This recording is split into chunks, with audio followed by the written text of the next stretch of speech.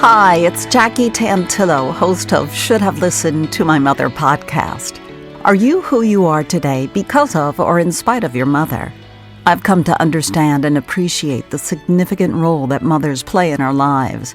With over 4 decades of broadcast experience, interviewing iconic musicians, award-winning authors and journalists, entrepreneurs, artists, and more, these personal one-on-one conversations really get to the heart of the matter, to explore the essence of how, who, and why we became who we are today. I can't wait for you to hear this next episode. A child of immigrants, my guest parents came to the U.S. from India in the early 80s. Her parents and their experience as immigrants has taught Parita Kuttappan the power of hard work, discipline, resilience, and power of getting back up when knocked down and working really hard for the things that matter in life. Today, Parita is a certified professional mindset and confidence coach and founder of Awarify Coaching. She no longer is afraid to make the mistakes. She said goodbye to the people pleaser that she once was. She stopped overthinking everything, and today she is confident and sticks to her decisions. She completed her MBA, spent 16 years working in human resources, got her coaching certification, and now she works with professional women and working parents. Parita was on a quest to find happiness. She claims that her mother, Mina, hasn't had the easiest path, but she's someone who keeps going even to this day. In some ways, I feel like she didn't quite live up to all that she could have been and done because of me and my sister. Hello, Parita. I'm really excited and looking forward to hearing more about your mom, Mina. Welcome to Hi. Should Have Listened to My Mother. Hi, Jackie. Thank you so much for having me.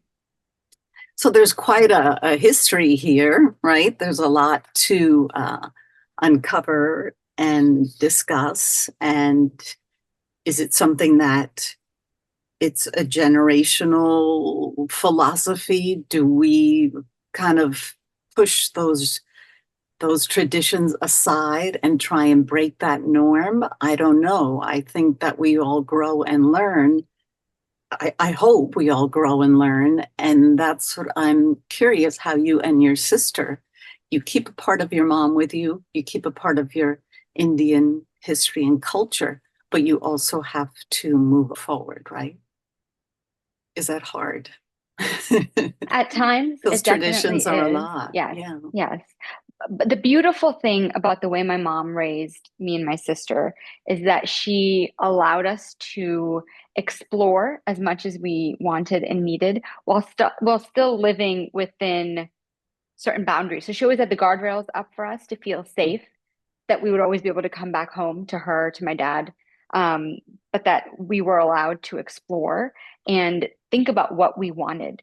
And she always pushed us academically, socially, from an activities perspective. But there was always that comfort. And to this day, that comfort that if I need her for anything, my mom will be there. So I want to go and explore a little bit of what her child, as much as you know, what Mm-hmm. her childhood was like.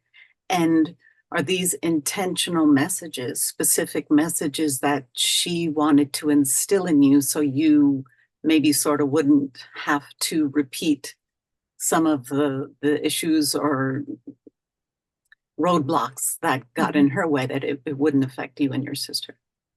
Yeah, so my mom is the oldest of 4 daughters to my grandparents. And, she was born in 1960. I hope she doesn't mind me saying that, but she was born in 1960. So in those days, in the Indian culture, having a son was really important. But my Sure. grandparents had 4 daughters, and my grandfather would always say, when he was alive, that God didn't give me a son, but he gave me the strongest daughters. And so my mom and her sisters are very, very strong, capable, ambitious women. Each and every one of them has their own story and their own obstacles. But for my mom, she was the oldest of 4, and she got married very young. She married my dad when she was 18, and it was an arranged marriage. Mhm. So they met they thought they were both, cute, I guess. And so they decided to get married. And she tells the story. It's as simple as that. And my dad is a very kind man. So she saw that in him as well. They got married and she knew that he would be coming to America eventually. That was the plan for him and his extended family. And her big dream was to bring her sisters and her parents to America as well, so that they could have opportunity. So she wasn't just even thinking about her future children. And that moment, she was thinking about her siblings, her sisters, and her parents, and bringing them to America. And in that journey to America, and in trying to have me and then my sister, I mean, she's encountered miscarriages. She's encountered a lot of hardship, specifically with certain family members and certain things that were said to her. And remember, when she moved to America, she was 22. So 22 years old and living with family she's never met before in a country she's never even been to before, maybe only seen in movies, and experiencing snow for the first time and cold weather for the first time, having her first job in America, which my uncle had lined up for her and my dad when they got here, was in a factory. So soon after moving here, they got pregnant with me. And she tells me all the time, she's like, when I worked in that factory, the night shift, mind you, while pregnant, she had to wear steel toe shoes and stand in an assembly line, in that factory, making, putting the widgets together, whatever it was. And it always just makes me so sad in a way to think that she had to go through that, but so very grateful for all that her and my dad have done and experienced. And still, when you meet them, they are full of life, full of joy. They're excited about their grandkids. They're always available to us when we need them.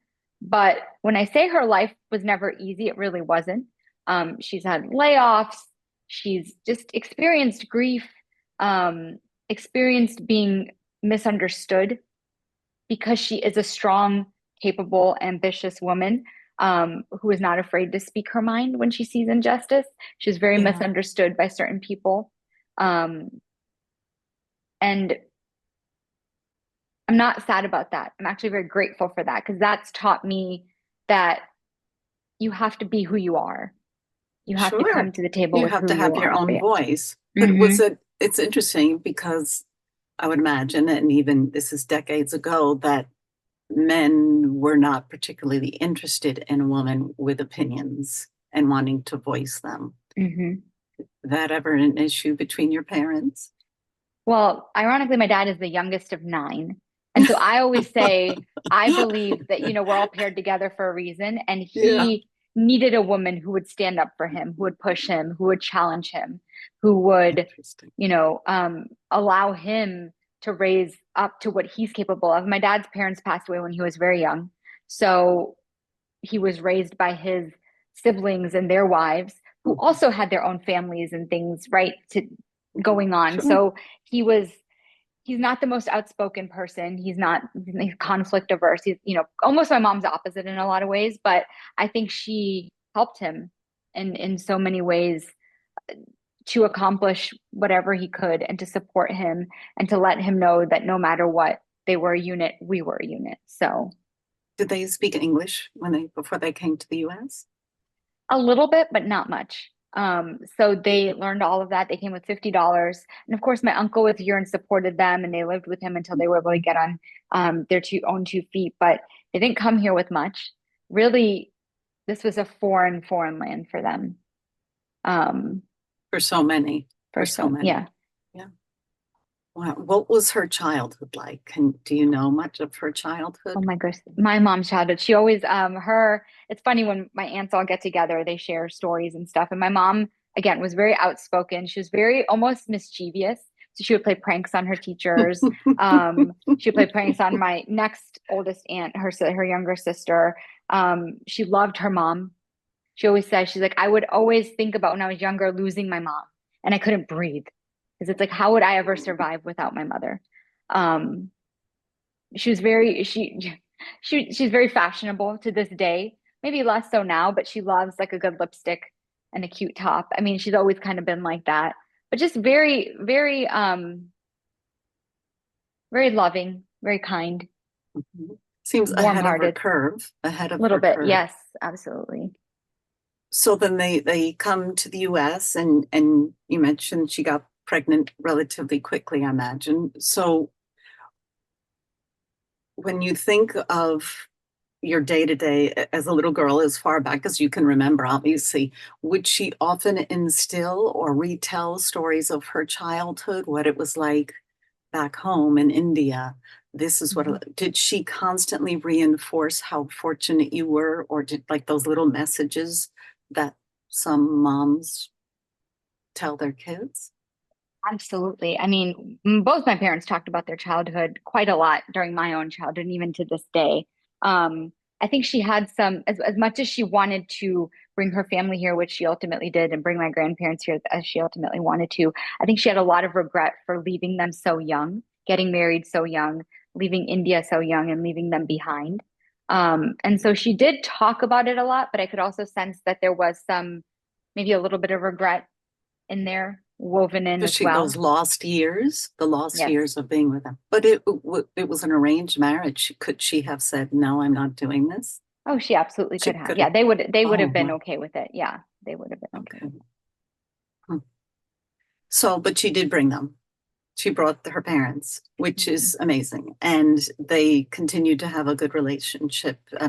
Is it Deepak, your grandmother, Yes, my maternal? grandmother. Mhm. Yes. So, what were they like? Were they like dee, dee, dee, dee, dee, dee, dee all day long, Yeah. those two, or were they opposites?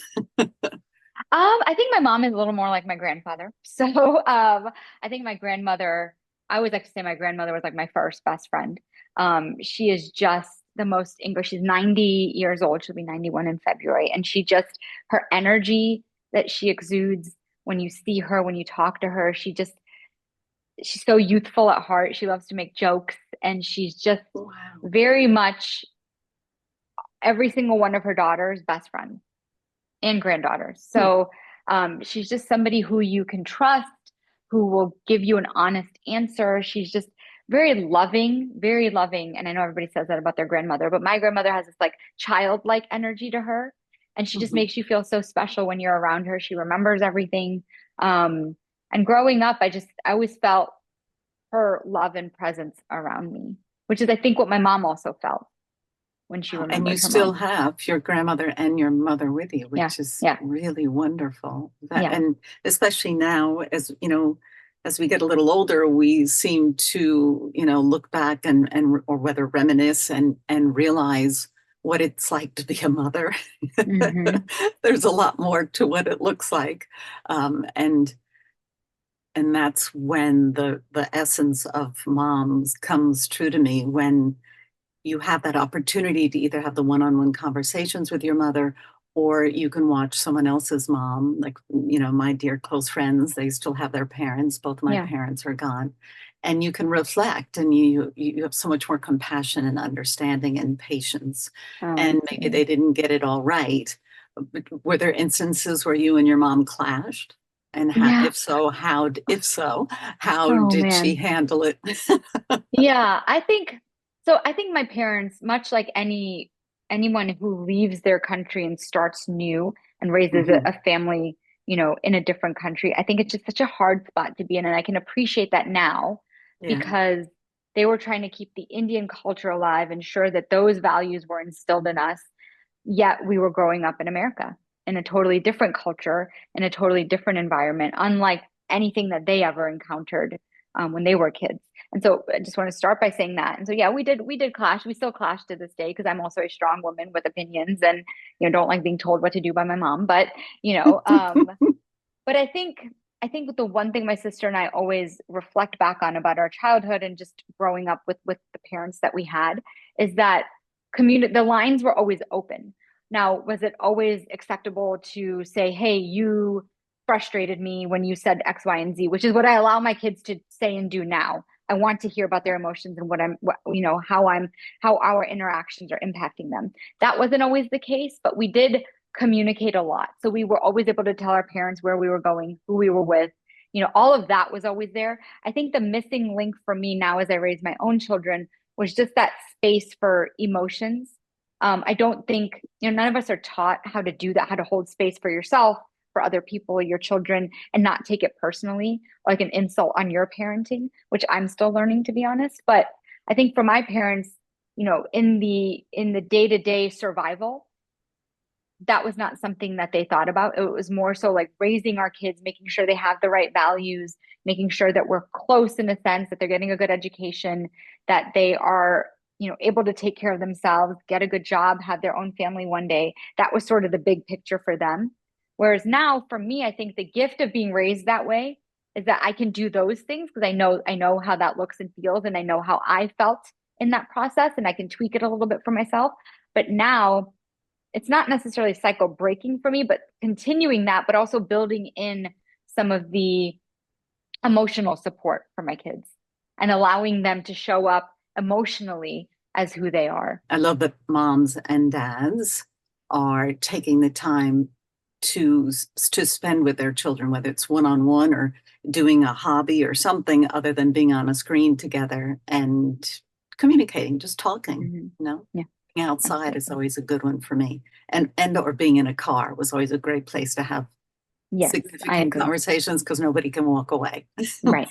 I agree. Yeah. Friends had told us a long time ago when our boys were little, and they're like, don't forget when you're in the car, it's a great place to have important conversations. It might not work for everybody, but all right. So now, how often do you see your mom? Well, they live about 25 minutes away. So I see her once or twice a week. Okay.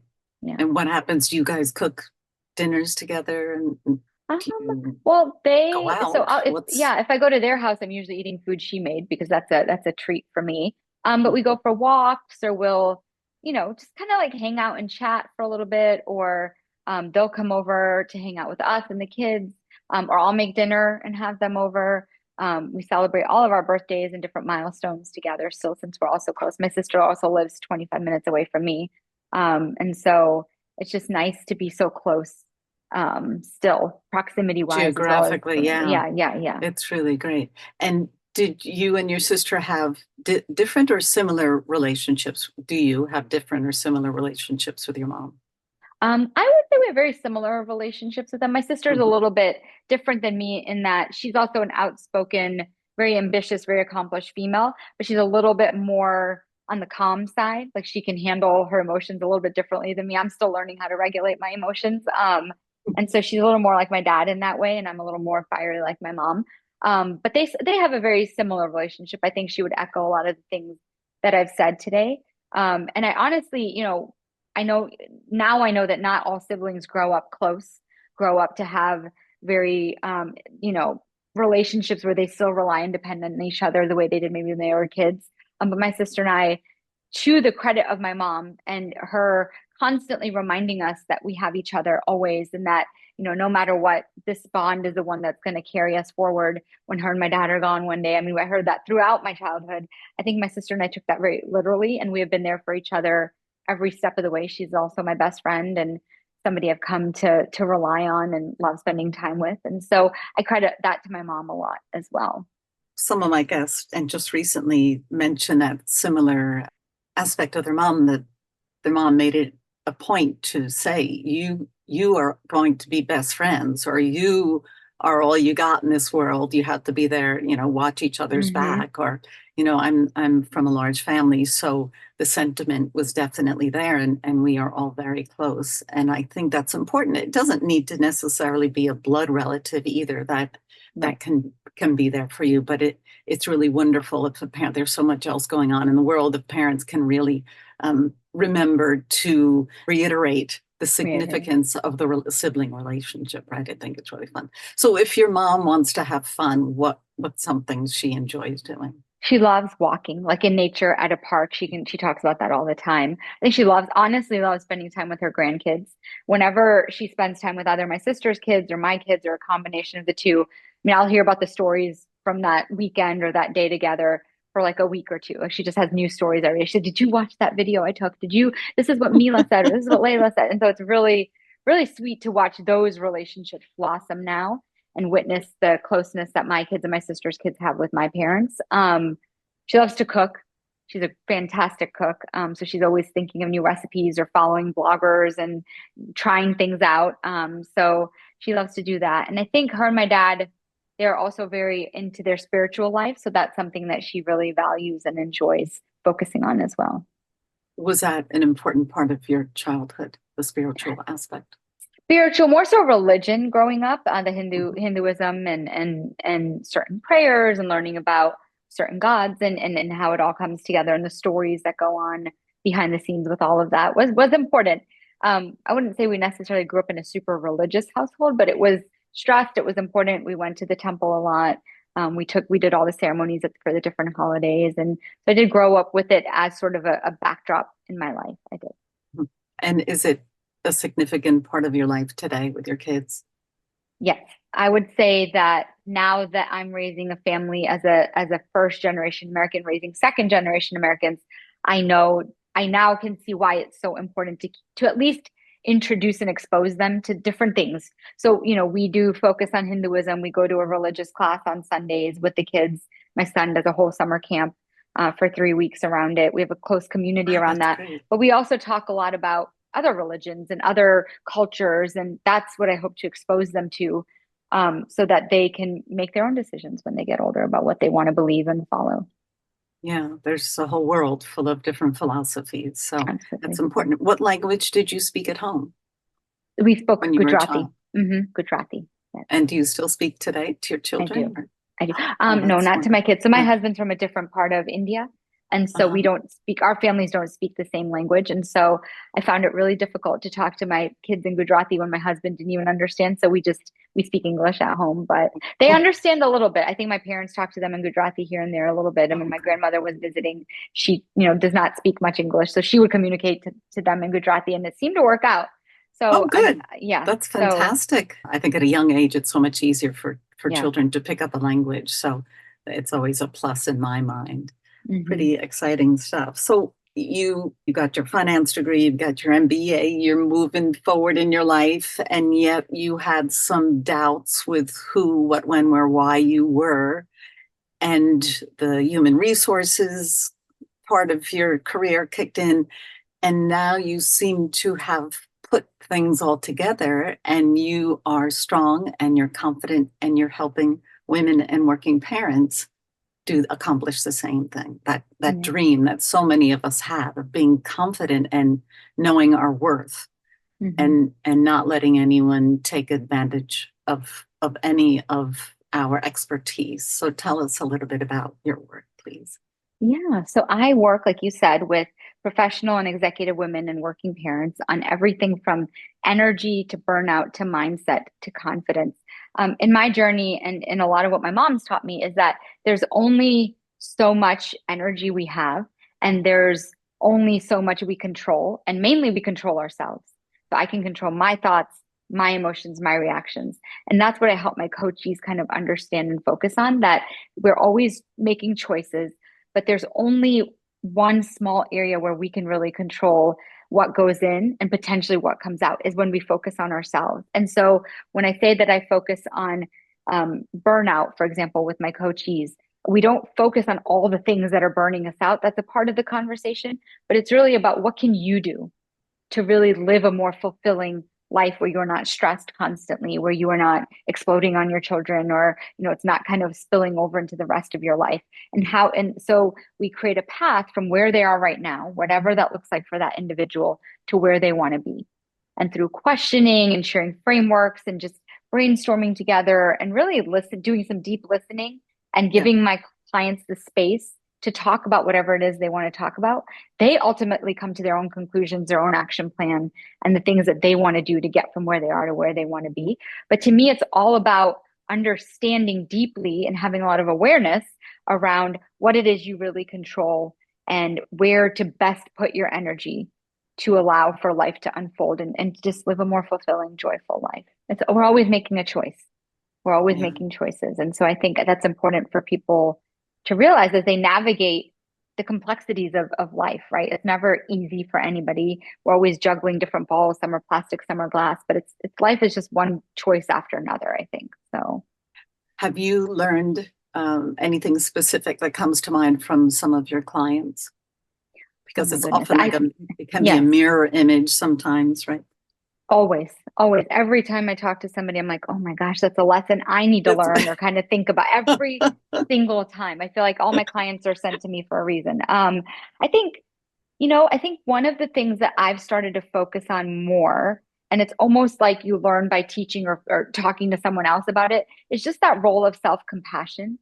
So being kinder to yourself and being your own best cheerleader, believing in yourself and truly you know, regulating the chatter in your head and making sure it's productive and helpful.